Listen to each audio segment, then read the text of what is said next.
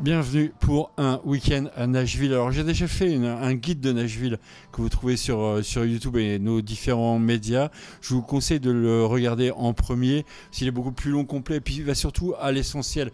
Là je voulais vous montrer qu'en fait on peut revenir à Nashville plusieurs dizaines de fois, on ne fera jamais la même chose, on fera toujours des choses absolument extraordinaires. Ici je suis à la boutique Gibson. C'est un placement publicitaire pour Gibson. Non, je plaisante parce que ça doit être à peu près l'une des seules boutiques au monde. Il doit y en avoir une à Memphis aussi, mais c'est quand même très rare de trouver une boutique comme ça. Elle est immense. On est dans la Music City ici. Donc on va beaucoup parler de musique dans cette vidéo. On va vous montrer des choses que vous pouvez faire qui sont un petit peu alternatives à ce que vont faire les touristes habituellement dans le centre de Nashville. Il y a vraiment plein de choses à faire, des petits quartiers, des petites boutiques, beaucoup de choses consacrées à la musique comme ici. C'est vraiment unique au monde. Vous avez des magnifiques guitare électrique Spanish de Gibson. Ça c'est les 335. Celle-ci vaut combien? Elle vaut 4299 $. Il y en a des beaucoup plus chères ici. C'est une des moins chères actuellement. Donc voilà, on peut s'amuser vraiment de manière incroyable à Nashville et de manière donc alternative à ce qu'on peut faire d'habitude. On va vous montrer tout ça.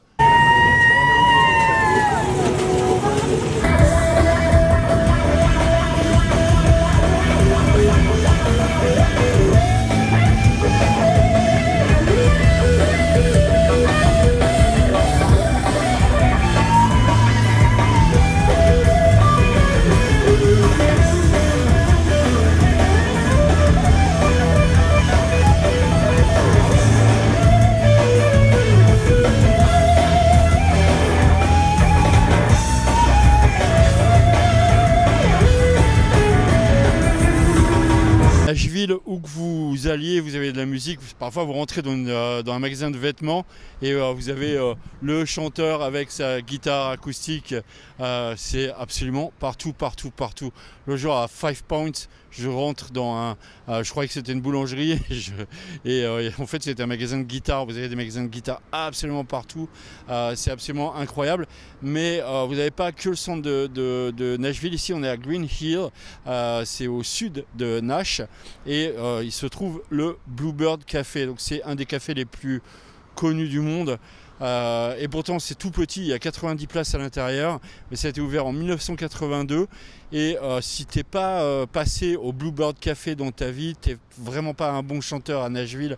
C'est ici quand elle avait 14 ans qu'a été découverte Taylor Swift et toutes les plus grandes stars de la région sont passées sur la scène du Bluebird Café. Sheryl Crow a chanté ici et des tas d'artistes, vous pouvez regarder sur le site internet. Par contre si vous voulez un billet, il faut vous lever tôt. Parce que 90 places, voilà quoi. Il y en a un certain nombre qui sont mis en vente sur internet quelques jours auparavant. Pour le dimanche par exemple, il faut les réserver le lundi matin. Vous avez 20 secondes pour les réserver. Nous on en a eu pour ce dimanche soir, mais il faut vraiment se dépêcher. Vous avez quelques billets en plus qui sont vendus pour à peu près une quinzaine de personnes à l'entrée. On voit les gens qui font la queue là, mais voilà, c'est vraiment pour les chanceux. Je vous montrerai pas beaucoup de films de l'intérieur parce que c'est strictement interdit de filmer. Et vous avez les meilleurs chanteurs de Nashville qui viennent ici jouer à l'acoustique et montrer leur talent. Peut-être un jour être découvert, mais vous avez aussi les meilleurs chanteurs qui viennent. Le lundi soir, vous avez 20 chanteurs qui viennent chanter d'affilée. Ça limite le nombre de tickets parce qu'ils peuvent chacun ramener une personne. Donc vous avez déjà 40 places de prise et il reste 50 places pour le public. Voilà un petit peu pour le Bluebird Café, une institution, une des plus connues aux États-Unis, mais c'est vrai que dans toutes les villes du Sud, vous trouvez des scènes musicales absolument incroyables comme celle-là.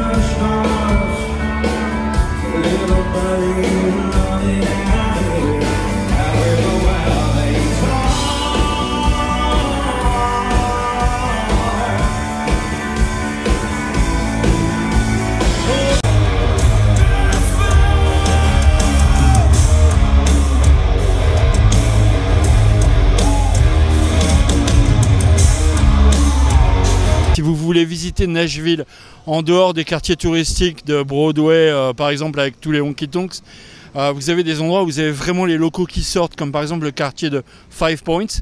Donc c'est un endroit où il y a 5 rues qui se croisent, comme son nom l'indique. Vous le trouvez sur les navigateurs internet assez facilement. Là vous allez trouver quelques restaurants, quelques boutiques, c'est vraiment sympa.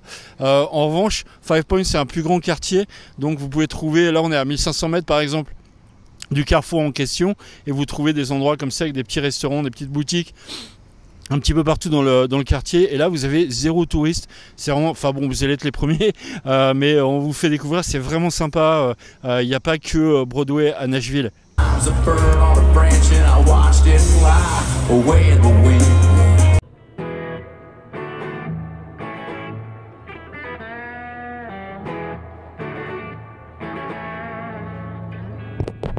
On est ici au Country Music Hall of Fame.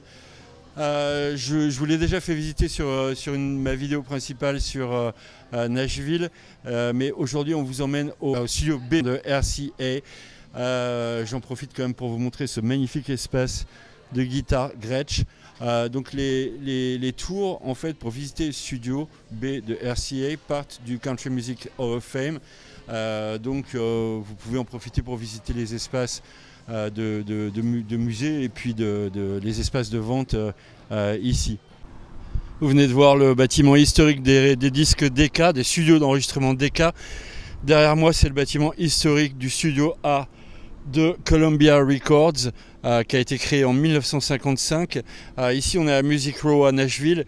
Et vous avez tous les studios d'enregistrement historiques qui ont été préservés, la plupart. Ils sont tous concentrés au même endroit. Vous avez des grandes guitares qui vous signalent qu'il y a ces bâtiments dans lesquels la musique rock est née dans les années 1950 et le style Nashville de country music. Et donc le studio le plus important de la planète, c'est le studio B de RCA qui est juste derrière. Par contre, vous pouvez visiter le quartier en voiture, mais par contre si vous voulez visiter le studio B de RCA, vous êtes obligé de partir du Country Music Hall of Fame dans le centre-ville de Nash. Et donc il y a des navettes qui sont organisées, toute l'histoire vous est expliquée, c'est vraiment très très très bien fait. Ça dure à peu près 1h30 du départ du centre de Nash jusqu'à ici la visite. Vous restez à peu près une quarantaine de minutes dans le studio B et tout vous est expliqué avec pas mal d'anecdotes. C'est vraiment assez intéressant. 45 000 chansons enregistrées entre 1957 et 1977 au studio B. Elvis lui-même en a enregistré 250. Vous avez le piano sur lequel il voulait jouer constamment qui est là. Vous avez vraiment toutes les histoires poignante sur cet endroit où par exemple Dolly Parton a enregistré I Will Always Love You et des centaines de tubes. Je crois qu'il y a plus de 1000 chansons qui ont été classées dans les hit parades américains, qui ont été enregistrées sur les 45 000 du studio B. Donc c'est vraiment une histoire assez incroyable. C'est le guitariste Chet Atkins qui était producteur et chef de projet pour RCA pour construire ce studio qui a été contemporain de l'arrivée d'Elvis Presley. RCA a racheté le contrat d'Elvis à Sun Records de Memphis. Il a commencé à Sun Records, la première chanson, les toutes premières, et le contrat a été racheté, ce qui a permis à Sun Records de devenir riche et à RCA d'enregistrer le plus grand vendeur de disques de tous les temps. Donc l'histoire de Chet Atkins qui était un guitariste fabuleux pour l'époque, qui venait de la country, qui lui-même a inspiré le groupe d'Elvis Presley, hein. Scotty Moore par exemple, quand il a rencontré Elvis, il était très influencé par Chet Atkins. Donc le fait qu'ils se retrouvent tous ici au studio B de Nashville, c'est une histoire musicale qui est extrêmement impressionnante.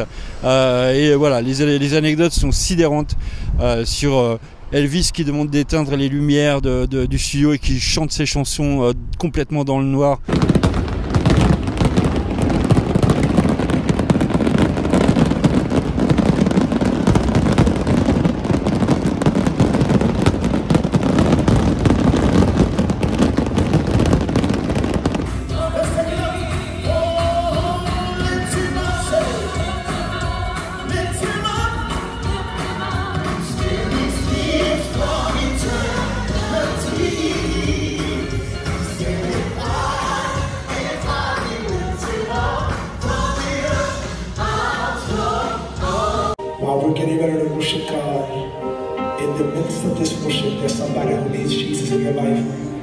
There's somebody who needs to rededicate your life to Jesus. There's somebody who says, Pastor, this was the word that changed my life. Caleb Bond. My sister, you have a profession of faith in our Lord and Savior Jesus Christ. We baptize you now in the name of the Father, the Son, and the Holy Spirit.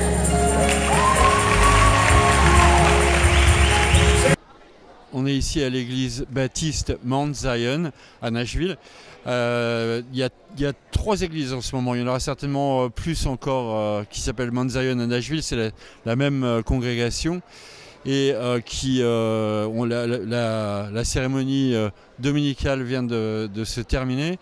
L'église Mount Zion a été créée en 1866, c'est-à-dire un an après la fin de la guerre civile et donc la fin de l'esclavage de facto, même s'il avait été aboli un petit peu plus tôt. Donc c'est dire un petit peu la symbolique et l'histoire unique de cette église. Alors vous trouvez évidemment d'autres églises baptistes avec des religions un petit peu différentes en fonction. C'est des religions protestantes bien entendu.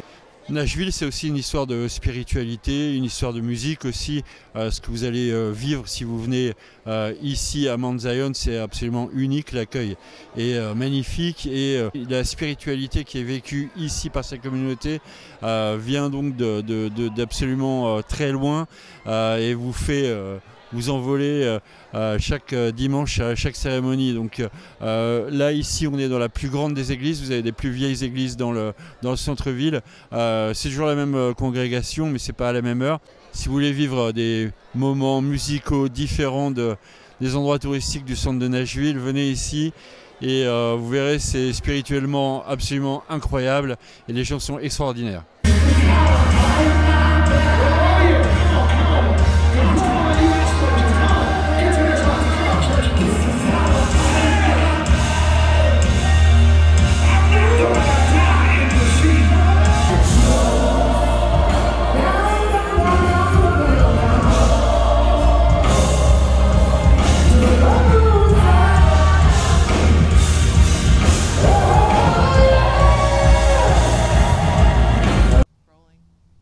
On est ici à Murfreesboro, on est environ à 20 minutes de Nashville, au sud-est de Nashville.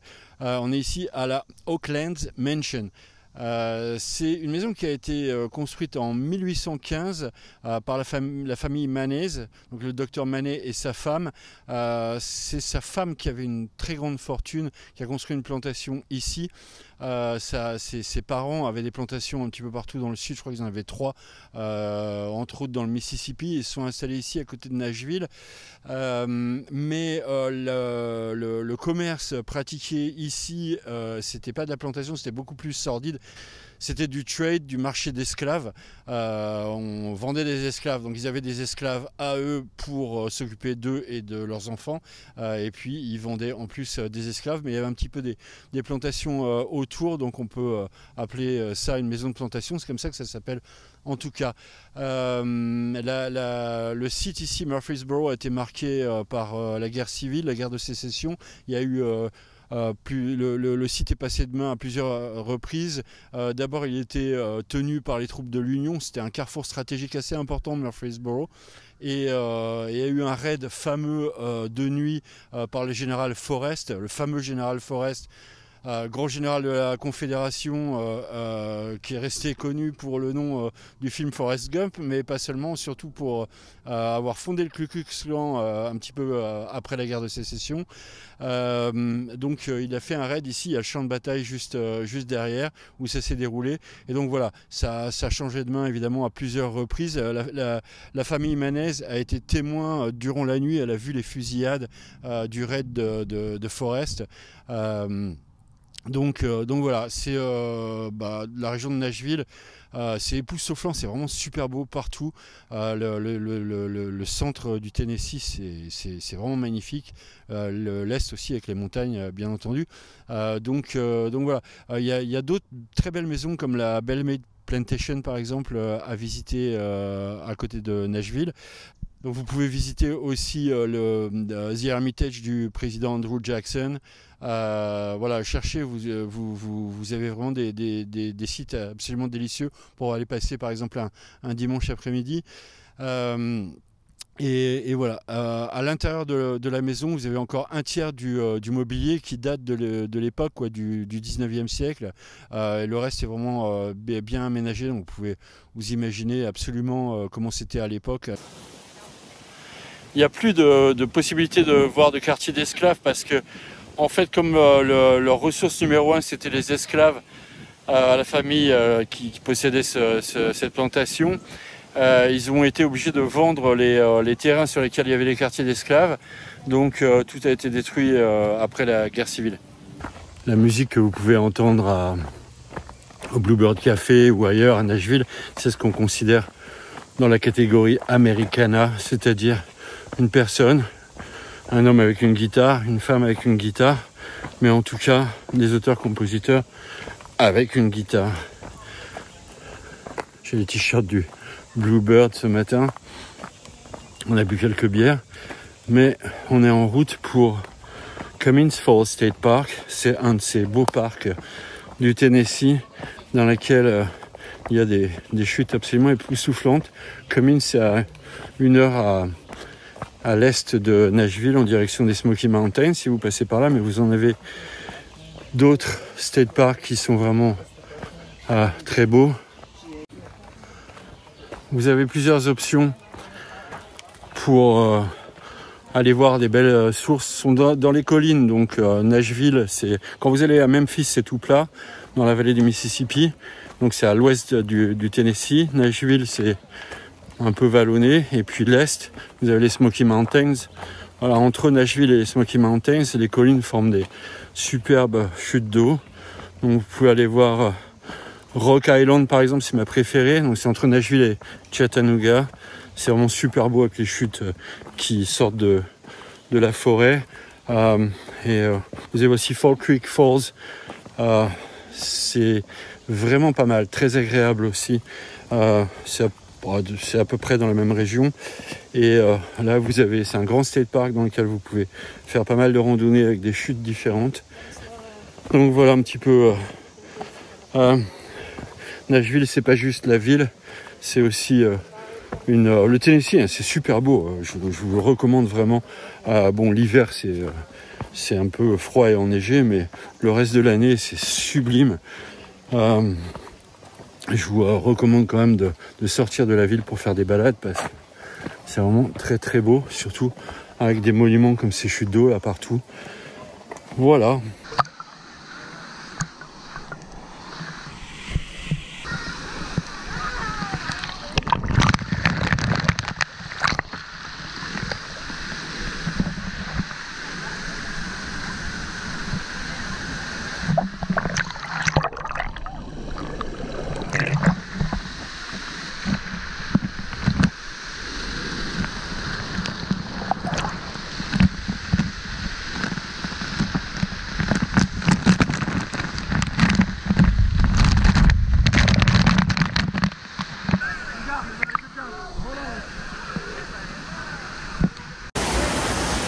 Là, la rivière est évacuée, toute la gorge, pour cause de flash flooding, c'est-à-dire de tempête éclair, parce que le niveau de l'eau peut monter très rapidement.